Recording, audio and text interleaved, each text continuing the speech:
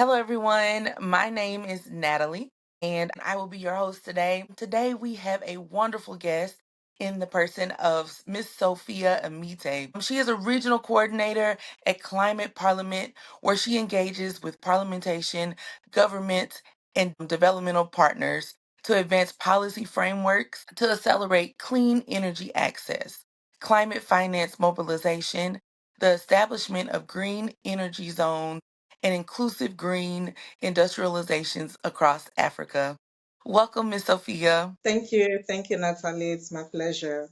Yes, thank you so much for being on today. First, I want to start with thanking our sponsors, Radiant Money, for being a part of allowing us to do this podcast. And we actually will just jump right into the questions if that's okay. Yeah, that's fine. Thank you. So, the first question I have for you is you've worked across climate, energy, agriculture, and policy for over a decade. Can you share a defining moment that inspired your journey into climate and energy transition work? Thank you very much, Natalie. And thank you to the organizers of this podcast for the opportunity to be here. My journey into climate and energy sector was based on personal experiences. Growing up in Nigeria, we experienced erratic power supply, the usual power outrage. You cook with kerosene or firewood, which was not so good. And you cannot refrigerate your food. You have lots of food spoilage. You see farmers, even experiencing loss after harvesting because they could not store their foods for a long period of time. And so with all of these experiences and graduating from the university, decided that I wanted to be part of the solution to these prevalent challenges in Nigeria. And so one thing that struck me was initially at the onset of my career was when I implemented a clean energy project in Nigeria, and that was a solar mini grid. And then after this was installed, I could see how the livelihood of the beneficiaries improved drastically. You now could have children, solar lamps to read. You have mothers have lighting at home. The impact on the livelihood, I think, was my motivating factor to venturing into this sector. Thank you.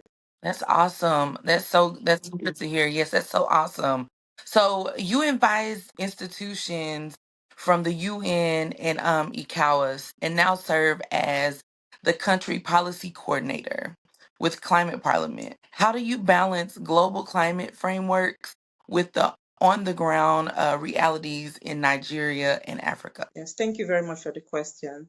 Um, you know, as a result of my working in the development sector, I've been privileged to work with a number of development organizations and where we get to develop policy frameworks. So one thing where I work is at the intersection. We want to see that the policies that are developed, the policies that have been drafted, the frameworks are not just documents lying and up somewhere in Abuja or in New York or somewhere, but want to see them being translated into real life, impact. For me, I see policy as a tool for transformation. I see policy as a tool for economic development. So I work at the intersection of bringing to life the policies into real life scenarios, translating the policies into tangible impact. Thank you. Yes, thank you. Thank you. So, we're going to segue a little bit to Africa's role. Africa contributes less than 4% of global emissions, yet suffers the greatest climate impacts. In your view, what unique role can Africa play in shaping the global net zero agenda?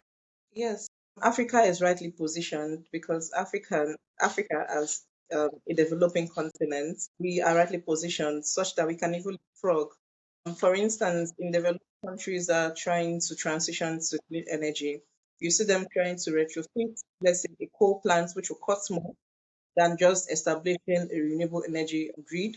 And so in Africa, that we are still in a development phase, we are just going to develop in the right direction. So instead of developing with unclean sources of energy, we are just going to leapfrog and develop right into renewable energy. And so these are opportunity. This is a great opportunity for Africa to position, as a leader in the transition to net zero. Thank you. Thank you so much. And still kind of on the same wavelength, the carbon market, credit market, is booming.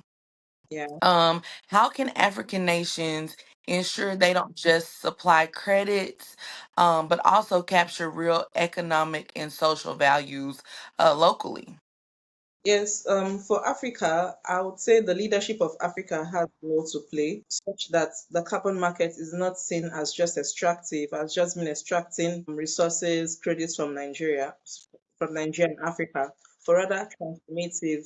Want to see carbon market as a tool for transformation, a tool for economic development, a tool for improving the livelihood of people.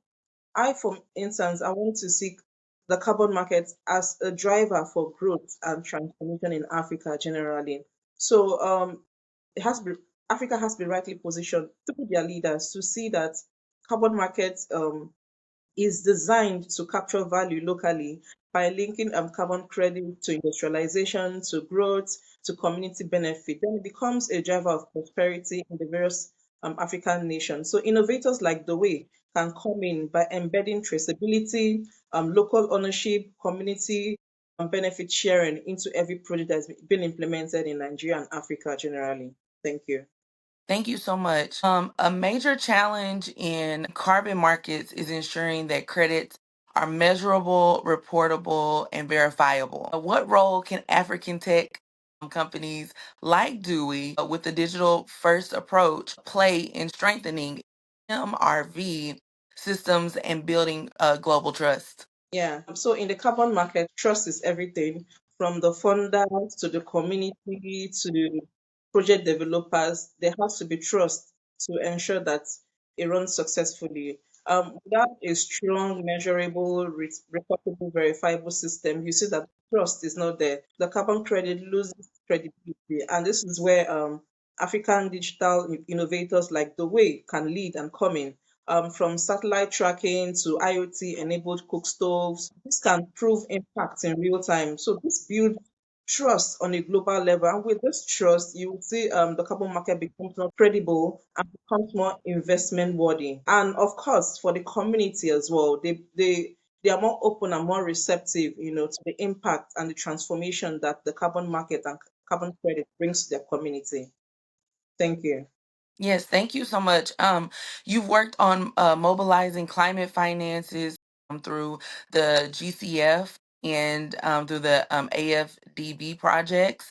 What are the biggest barriers preventing carbon finance from reaching African communities and businesses today? And then also another question to that is, could platforms like Dewey help bridge those gaps? Yeah. Thank you very much, Natalia. Yes, the biggest barrier in the carbon market and climate sector is not the absence of funds. It's actually bureaucracy, weak institutions, high transaction costs, trust again. So these are factors that limit climate finance from, being available in communities and nations. And so one thing that I tell people to take advantage of digitalization. One thing that the world can do is to bring in a technology. They bring in a technology that builds trust, that brings in transparency, that can be for everyone to see that when this amount of investment is being put into the carbon market, you can see tangible impact. The impact can be measured. You see tangible metrics of the impact that's happening in various communities, the CO2 that is being reduced, the number of jobs that community members can have, how the improved environmental situation in their various communities. And so once this impact can be monitored and measured, it creates confidence in the investors to want to fund more directly these African businesses and communities. So I see the way as positioning themselves, to innovate boldly digital methods. Just like, of course, in Africa, we see how the mobile money sector has improved drastically. This is something we can also do in the carbon infrastructure as well. We can build blockchain for traceability, AI for carbon accounting, IoT, internet-enabled cook stove. So these are various digitalization that we can put in place to ensure that we have the advantage. Thank you. Yes, thank you. With the emerging tools, you just talked about them a second ago, like blockchain and AI-driven carbon accounting. Do you see any opportunity for African startups like Dewey to leapfrog and set global benchmarks as a digital carbon infrastructure? Yes, definitely. There's a great opportunity. Africa is developing, so there's the market is there, the opportunities are there. So yes, there's a great opportunity for Dewey to leapfrog and take the lead. Thank you. Yes, thank you so much. How can carbon finance models be designated to benefit smallholder farmers, women, and indigenous communities? Okay, yes, that's a good one. I say inclusivity is the basis for anything from the project development to implementation. You have to factor in inclusivity. Inclusive means engaging the community right from the inception, you know.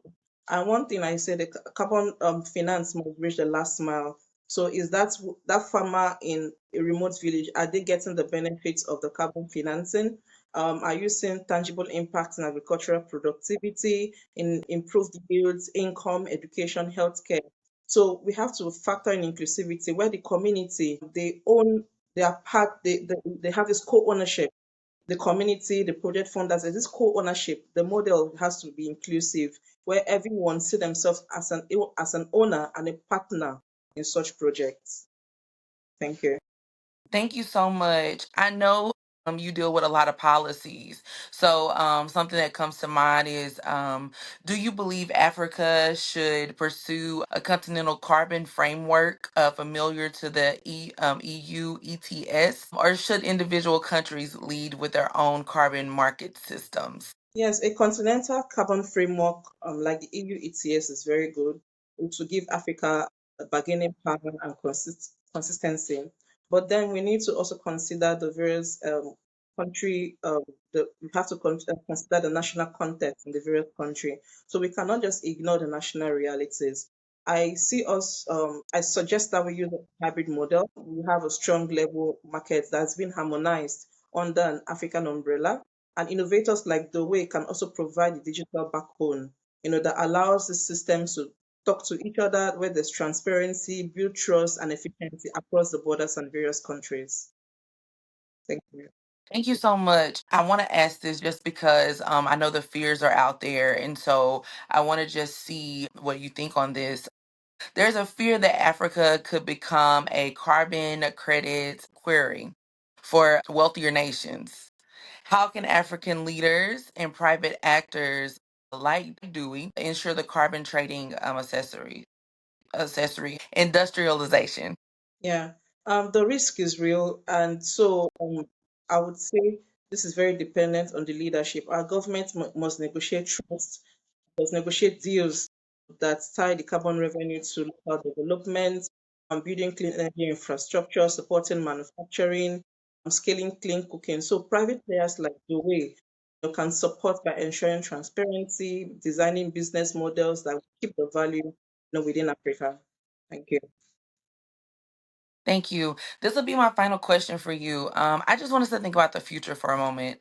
We're going to fast forward to like 2040. If Africa fully embraces a carbon economy, what does success look like? And how can companies like Dewey today prepare to be the catalyst of what that future looks like? Yeah. 2040, of course, I want to see Africa that's being powered by clean energy, by renewable energy. Of course, where our forests are preserved, where we see women cooking clean, where we see clean mobility. So these are things that I really look forward to seeing in 2040. And of course, the way it can be a global leader, in the carbon innovation. There's a lot of opportunities in the whole carbon value chain. And I want to also see Africa as not just a passive participant in the carbon market, but an active participant, and a great determinant in the global climate economy. Thank you so much. Thank you so much, Sophia, for being a part of the podcast on today. Again, please follow us on all of our platforms. And we are the Dewey Podcast, and we will see you next time. Thank you. Thank you, Natalia, and thank you, everyone.